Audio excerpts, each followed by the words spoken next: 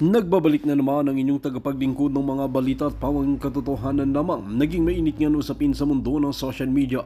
Talaga naman na nabuking na nga itong si Kuting ng Norte na ito. Matapos ngang isinugod sa hospital ay talagang nagdadrama-dramahan na uli-muli para iatras pala ang kanyang mga kaso. Dito nga natin mapapansin na talagang gumagawa nga lang ng kwento itong si Kuting ng Norte na ito para kaawaan nga ng taong bayan. Ngunit ayon nga sa mga netizen na hindi na muli sila magpapadaan sa kanilang mga kaartihan at talagang hindi magpapadaan nga itong mga netizen sa kadramahan nga ni Kuting ng Norte dahil kung titingnan at pag-aaralan natin ay gumagawa na lamang ng sariling kwento itong si Kuting ng Norte na ito para maiwasan ang mga kaso sa kanya. Ngayon nga ay tila nabuking na nga ang kanyang kagustuhan at mangyari na nagpasugod lamang ito sa St. Luke Hospital para matakasan ang mga kasong isinampa sa kanya. Ngunit ayon nga sa Korte Suprema ay hindi nga nila pababayaan itong si Kuting ng Norte hanggat hindi nga nananagot sa kanyang mga kasalanan. Wal mga kaibigan, para nga sa karagdagang impormasyon, panoorin nga natin ang buong video. At kung bago ka lamang sa akin channel, huwag kalimutan i-click ang subscribe button at notification bell para lagi kang updated sa ating mga bagong video. At para sa solid viewers natin dyan, maraming salamat sa walang sawang pagsuporta. Mindset in terms of integrity issue of politicians, whatever, medyo talagang malaking,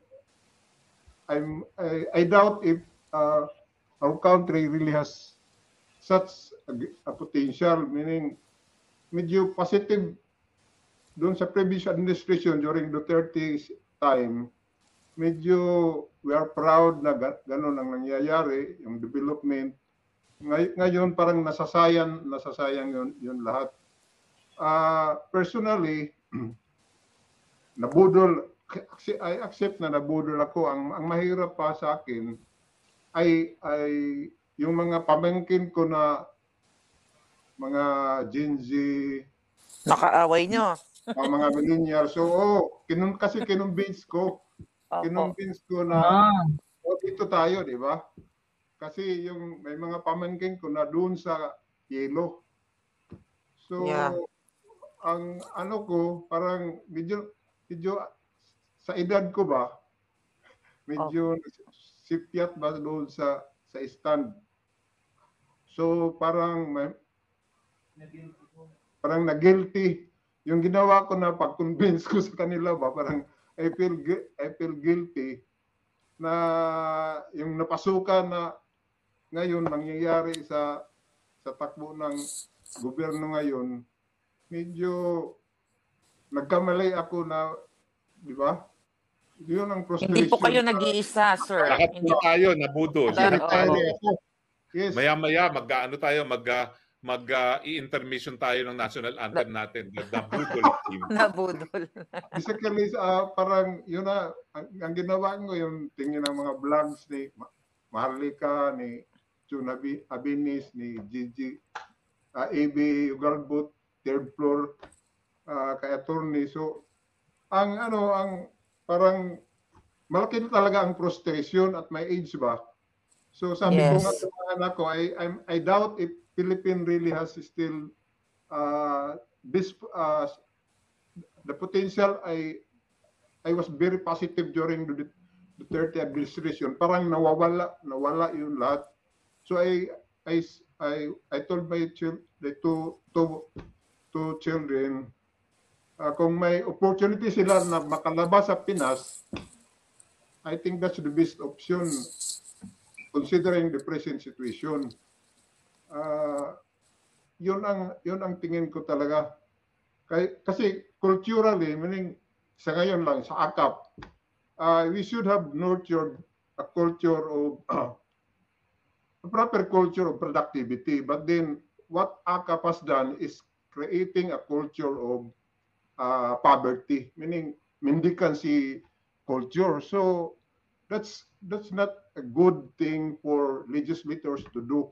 Meaning instead of making policies to create a climate of productive citizenry, what is going on now is culture of mendicancy, poverty culture oo. that is Your hard Honor, to Driggs, resolve. mabuti sana kung natatanggap ng tao, ha? Pero marami kaming report na ghost beneficiaries ang nakakatanggap ng AKAP at Yun ang nabilubos problema diyan, ng mga attorney, kasi magnanakaw, no? yung pira Mabuti na sana punta nga sa kung iba. meron nakikinabang talaga, no? Pero ang dami na pong report na ghost ang mga beneficiaries. Yun na nga, sabi ni Marlica, yung mga nasaipon, yung mga pira na malaki na ilabas nila, nilagay sa cryptocurrency. So, ano mangyari sa country natin? Ang malaking tanong doon, ma-recover pa ba yun? Kasi pag ma-launder yan sa crypto market, baliwala na yan. Kasi untraceable ang crypto market. I don't know kung sana kung ginawa nila tulad ng US or El Salvador na yung mismo ang government ang nag-invest, nag-acquire ng Bitcoin. Sana ganoon, pero ang nangyari personal yan eh. Paglabas, pag ando na sa kanila yung pera, ilagay doon sa cryptocurrency, wala na yan. I don't think so na ma-recover pa yan. Well, anyway, Your Honor, Driggs, walang pagtitipon sa Surigao, pero kung kayo nasa Maynila at sa Cagayan de Oro, may pagtitipon po, no? Sasali ba kayo? Sa Butuan, attorney, pero parang, ayun ako, considering my health issues. Oo. Pero anyway, samahan nyo na lang kami dito sa internet bukas, ha? Yun, Maraming salamat, Your Honor, ha? At nakapila yung ating susunod na Your Honor, no? Okay, yan Oo, po sige, Thank you. Honorable Driggs from the District of Surigao. Tawagin naman natin sinong susunod? Si Nards. Tawagin natin ang ating Your Honor na si Nards. Nards, nandyan ka ba? Okay na ba ang iyong ang iyong internet at saka yung audio mo? Kasi kung hindi pa, medyo may technical problem, tatawagin natin si TJ. Si Honorable TJ. Yes. TJ, you have the floor. Hello po. By the way, po ako. Okay. Sandali lang TJ ha. Mayroon lang sasabihin sa ating mga kababayan at sa ating Mr. Chair at saka si Madam Chair. May pala, yung music at saka yung video ata ng Budol song. Naipasa ko na sa tech. Pero mamaya magkaroon tayo ng intermission number, ipalabas na siya. Okay? Oo, at kakanta tayo. Nabudol. Nabudol. Go ahead, Honorable TJ. Go ahead. Okay, Honorable TJ. Good morning po sa lahat. Nataano po ako kagaya ni po ni Attorney Rocky at saka ni idol namin si Marlica at saka Ma'am Ana. Nandito po ako sa Jamaica din. Nakakaawa na po sa Pilipinas. At saka suportahan po natin yung rally bukas kasi sinabihan ko na po yung sa mga anak namin kung sino maka-attend. At saka suportahan po natin yung mga Duterte po. Naubos po yung believe ko dyan. Si Tatay Digong. Saludo po ako dyan. At saka wag po nating hayaan na business as usual po. Pag may corruption, dapat prosecute natin.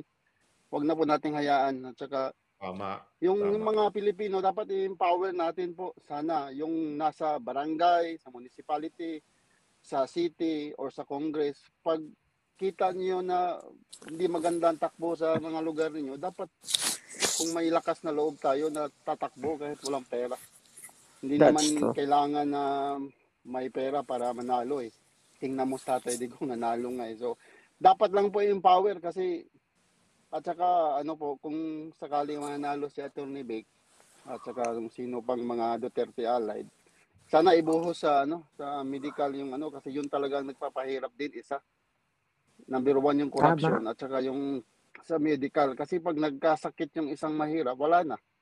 Lalong babagsak yan. So yung mga government hospital natin, sana i-enhance yun lahat. Gaya dito sa America, may ka muna. I-treatment ka muna. Pag-usapan na natin yung bayad paglabas mo. Naman, yung sa Amerika naman, mayaman naman sila. Pero sana, hindi naman gaya ng pag wala kang pera, lalo na sa private, kasi pag pupunta ka sa public, wala naman din yung ano tingnan mo naman ng serbisyo, alam naman natin lahat ng serbisyo doon, parang wala din mangyayari, parang mamamatay ka rin. So nakakaawa po. So sana yung mga Pilipino na nakikinig, yung may kaya, sana po wag po nating tanggapin business as usual ng corruption. Wala pong mangyayari. Tama yung sabi ni Tatay Digong. Wala pong mangyayari sa Pilipinas pag ganito tayo palagi. Wala talagang tulungan po natin si BP at saka yung mga Duterte kasi sila lang naman nang umalaban din eh. So sana may mga ibang Duterte din sa mga ibang parts ng region ng Pilipinas na ganyan yung totoo talaga na nagsiservisyo sa bayan. Yan lang po Saan at po saka kayo dyan sa maraming Amerika? salamat. Saan po kayo dyan sa Amerika? Texas po. Texas. So, malayo sa apoy. Oo, malayo. Yeah. Malayo din sa Apoy. That's true, TJ, ano? Kaya nga sinusulong at sinusuportahan natin ang kandidato na katulad ni Atty. Vic Rodriguez kasi isa yan sa gusto niya mangyari na ibalik ang parusang GTAI sa mga plunderer at ibaba ang minimum na nanakawin itong mga walang hiyang ito o mga ninakaw na to 5 million or mas mababa pa para maparusahan sila. Hindi nga lang dapat GTAI dapat ilubog sila lahat sa kumunoy ng buhay. Oo nga, dapat i-execute Nang talaga. mawala Saka ang kanilang mga alindog. Correct. Okay. At saka last na lang po, yung mga kamag-anak Yeah. ko, sinabihan ko na po, binigyan ko na sila ng listing kung sino mga senador na na.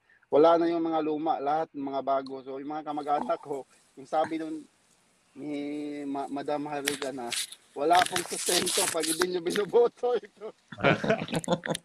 Okay, Yes. sama na rin si Bondo, ha? Thank you. Maraming salamat, Your Salamat Honor sa TJ, pagkakataon. ha? Oo. Oo. Oo. Mr. Chair, may nagtatanong kasi ng mga followers daw natin din sa social media kung paano mag-join dito at paano umakyat sa StreamYard. So, ang ano natin Well, is, ayun po, i-click lang nila, naka-flash. diba? Oh, naka-flash po Naka-flash sa dyan. screen nyo. I-type nyo lang po niya yan sa browser at makakapasok kayo at kayo po ay maririnig ang inyong boses. Kayo po ang tunay na makapangyarihan sa demokrasya, so kailangan iparinig ang inyong boses. Well, nag-aantay na po si Jaime galing sa Vienna. Honorable Yes. Jaime, go ahead Si please. Jaime, iba pa si Vienna. Si Jaime Iba pa muna. po si Vienna. Akala ko from Vienna. Honorable Jaime, may I go out muna ako, ha? Habang ikay nagsasalita, may I go out muna at pangalawang oras na ito, alam mo naman, diabetic, kailangan mag-nature call. Okay? Sige po. Go ahead, Honorable Okay, Jaime. Mr. Speaker, your excuse. Jaime, pwede bang pa-unmute at saka you have the floor na po. 2 minutes po, sir. Your Honor.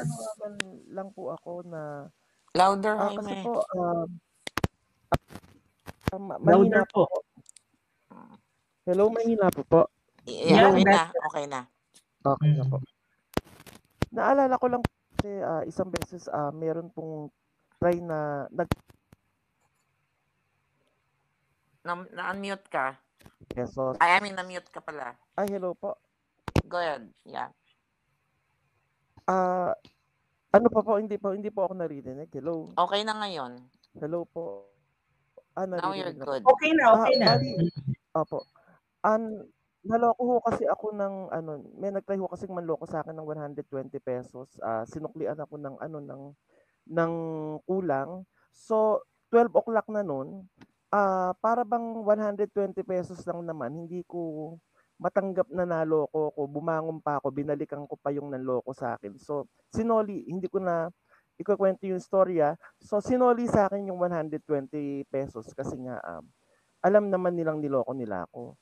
Bali, ganito lang, ang laki ng inaano nila sa atin, ang laki ng ninanakaw nila sa atin, yung gold, yung 125 billion, yun dun sa 250 billion na Maharlika funds, dinagdagan nila ngayon yung SSS, ng contribution kasi nga yung 62.5 billion inilagay sa Maharlika funds na hindi naman nila sinasabi kung saan ini-invest. So nananawagan ako na mag-participate tayo lahat kasi niloloko nila tayo eh. Sabi nga ng pastor namin, siya nga din daw niloko 40 pesos lang. Pero pwede naman niyang i-let go. Pero alam niyo yung niloloko ka kahit maliit na halaga lang. Hindi ka pumapayag kasi Yung sa True. pagkatao mo na yung tinitingnan mo eh. Hindi na yun dun sa halaga eh.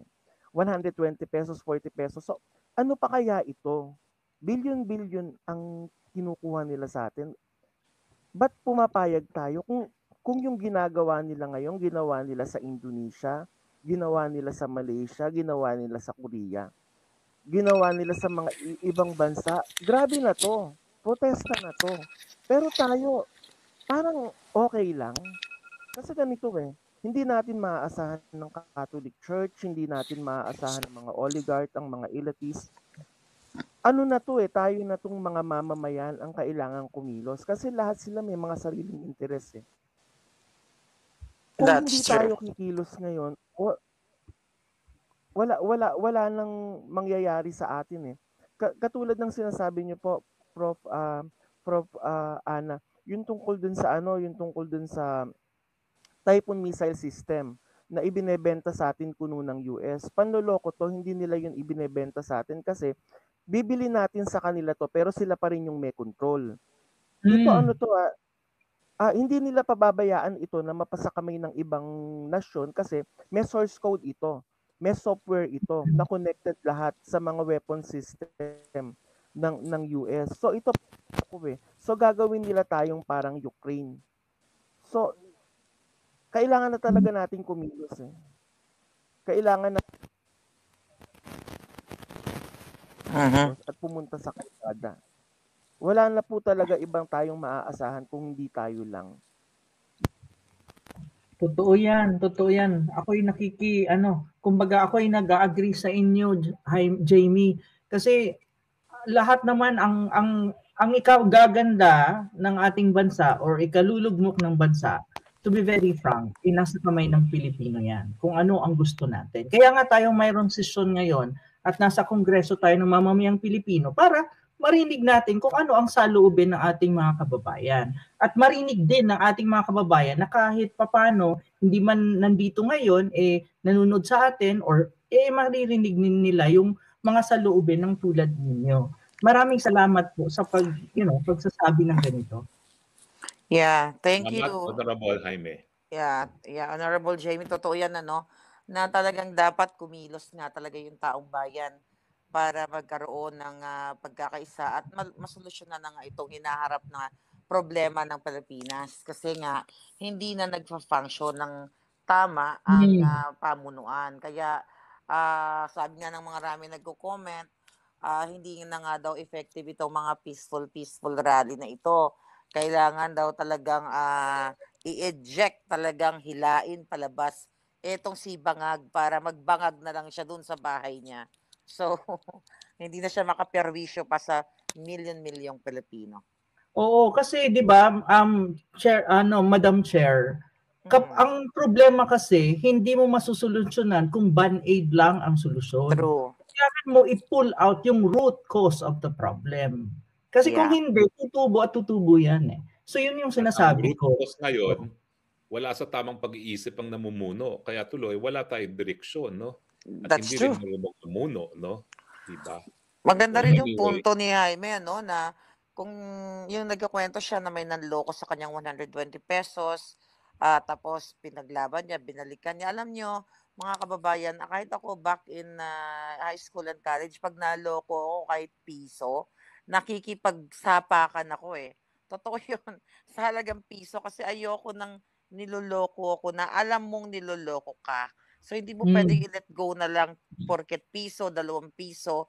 Kasi pag pinabayaan mo na niloko ka ng ganung maliit na halaga, uulit-ulitin yan. I think yan yung gustong ipahiwatig ni Jaime. Kaya tama siya na talagang papayag ba kayo na niloloko na kayo at papayag ba kayo na matapos ni Bangag Jr. ang kanyang termino na andyan na, sinasampal na sa inyo na siya ay hindi fit na maging presidente maliban sa tamad, addictus benedictus.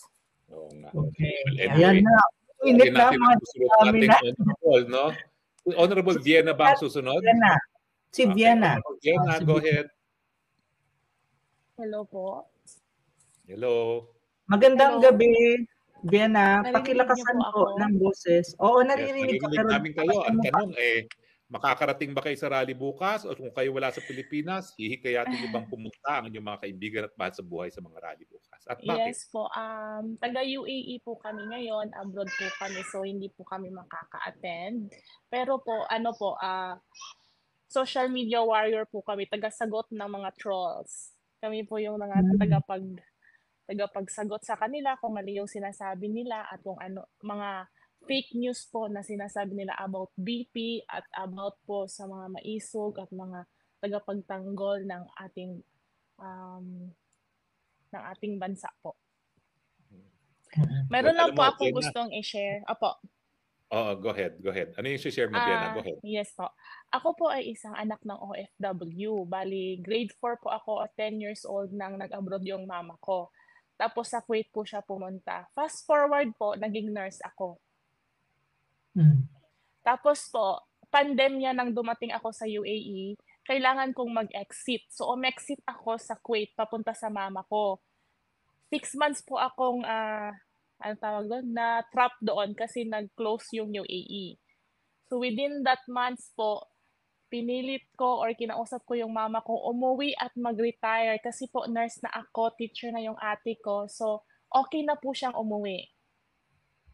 So, ang problema kasi po ng OFW, kapag uuwi na sila, ang problema nila is, anong gagawin nila sa Pinas? Yun po yung problema ng mama ko. Kasi walang pera. So, as a nurse po, sabi ko, Mami, uwi ka na. Ako na lang to, bahala ng lahat. Kami ng ate ko. So, panahon po yun ni Pangulong Duterte, after pandemya, umuwi po yung nanay ko. So, kami na po ang nagsustento sa kanila ng papa ko. Knowing po na may pag-asa ang Pilipinas, pero hito na naman po tayo sa gobyerno ni BBM po. Pabagsak po ang Pilipinas, ang mahal ng bilihin. Na-feel ko po yung burden ng from Duterte to Marcos. Ang hirap po ng parang budgeting. From ganito yung pinapadala mo, tapos iaakyat mo. Kasi po pinabababa ng gobyerno ang quality ng buhay ng mga Pilipino sa Pinas. Yun po. Well, Diana, tama yung sinasabi mo, no? At ikaw ay maswerte at napaka-magandang lugar pagtrabahuhan yung UAE. Anyway, alam nyo na naman yun, mga kabayan, no, na ako ay gumawa ng kontra-affidavit dun sa walang saysay na reklamo nila laban sa akin dyan sa UAE. Kaya nagpapasalamat po ako sa lahat mga Pilipino na kumupkup sa akin dyan sa UAE. Napakadami po ng kanilang mga pangalan. Pero ilan po sa kanila talagang napakalaki ng aking utang na loob at kinupkup nila ako habang ako'y hinahunting ng Tuwad Committee, ay sila Chona, sila, yung iba hindi ko na muna sasabihin ng pangalan, baka matakot eh. Pero itong si Chona, Gabriela silang yan, walang takot yan, ako'y tinago. So maraming salamat ha. Yes po. May isa pa po akong sasabihin sana po. Yung advice mo sa mga mahal mo sa buhay at kaibigan, kung sasama sila sa rally bukas at bakit sila kailangan sumama. Lahat po ng mga kapwa ko Pilipino na nasa Pinas na maswerte po kayo nandyan na ipinaglalaban ang ating bansa. Kami po dito sa abroad gustuhin man namin po na sumali na ipaglaban ang ating bansa po, pero sa social media na lang po kami kasi sa UAE or mostly in the Arab countries bawal po kaming mag-rally. So social media na lang po yung laban namin. Isa pa po sabihin ko sana sa lahat ng nasa panig ni BBM, ang tatalino nyo pong lahat, lalo na po yan si Gibo, akala ko dati okay siya, pero lahat po na nasa panig ni BBM na matatalino sana pero hindi ginamit ang mga utak para sa kabutihan, kundi nagpadala sa sistema ng pera. Naku, Maraming salamat, Diana. Oo, isa pang karapat-dapat na tunay na congresswoman itong si Diana, no? Oo, at saka bukas, committee, no? Oo. Bukas since hindi ka makasama, kung may oras ka, may coverage, may tayo may programa tayo from 8 a.m. to 7 p.m. ng Philippine time. So anytime pwede ka mag-join. Sundan mo lang ang mga social media accounts namin or makikita mo naman doon yung information.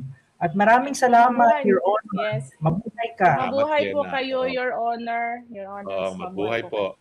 Tawagin naman natin si Honorable Auriam Gold. Yeah. Auriam Gold. You have the floor po, Your Honor. Hello po, naririnig niyo po ako? Apo, Oo. narinig ko natin kayo. Broadcast Okay po. quality ang iyong boses. Oo. Salamat. Good evening po, Attorney Roque and Professor Ana.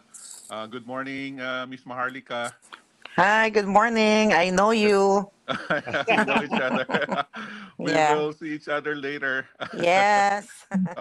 So maraming pong salamat sa plataforma na binibigay niyo sa mga Filipino na napakahalaga na makapagroon ng pagkakataon na makapagsalita at ilabas ang kanilang mga saloobin at opinyon. Dahil napakahirap po talagang magsalita sa panahon na ito, no, na makarating sa pangkalahatang sa Pilipino, sa mga kababayan natin kung ano talaga yung totoong nangyayari dahil hindi naman po talaga nila nakukuha lahat ng information from the mainstream media. Yun ang nakakasama ng loob na piling-pili at talagang edited yung mga nilalabas sa mainstream media na talagang natitwist kung ano yung katotohanan. Yun kasi yung problema. And unfortunately, yung mga kababayan natin, yun lang ang naririnig, so yun lang ang pinaniniwalaan nila. Tulad ngayon, halimbawa, yung sa programa ni Mr. Ted Filon, yung comment ng yung mga sagot ng COMELEC commissioner tungkol sa pagbibigay ng exemption sa mga social services, particularly yung sa AKAP na bagong-bago lang. And yet, meron naman siyang capacity and authority to not grant the exemption para hindi mamigay during the election. Kasi alam naman natin kung saan gagamitin yan eh. There is no doubt na gagamitin niya for vote buying. Kaya lang, nung question na yun eh, napaka-importante. Bakit mo pinayagan when in fact you have the authority to stop it from happening? Kasi alam na natin kung saan gagamitin. And yet ang sagot niya lang is napunta ako sa sitwasyon na ito, hindi naman ako para pumigil sa programang ito para makatulong sa mga kababayan natin. Ang problema kasi hindi naman ito talaga programa intended for the poorest of the poor.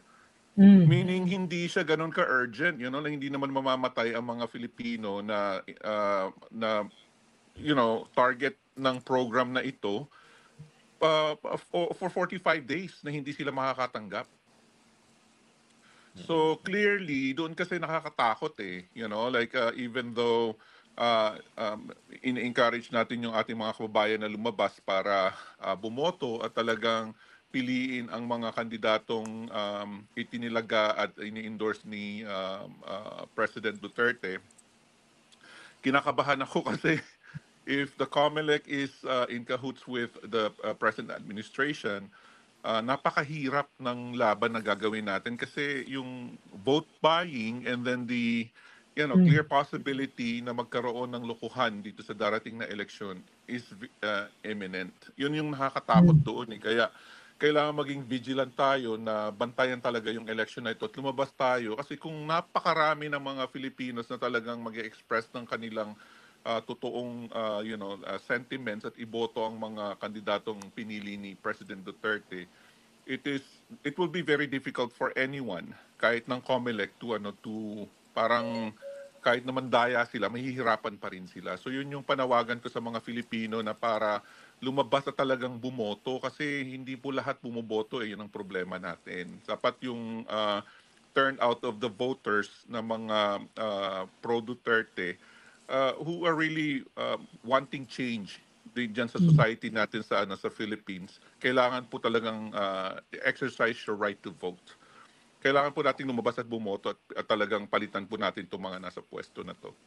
Pero alam mo, ang problema talaga sa boto natin, hindi lang yung institutional vote buying na ginagamit pa yung pera ng taong bayan. Yung mga ninanakaw ng pondo sa mga infrastructure, no, na ngayon kalahati na ng lahat ng proyekto sa mga distrito ng Kongreso ay ninanakaw na ng congressman at ng senatong. No? At yan naman kasi ang problema, no?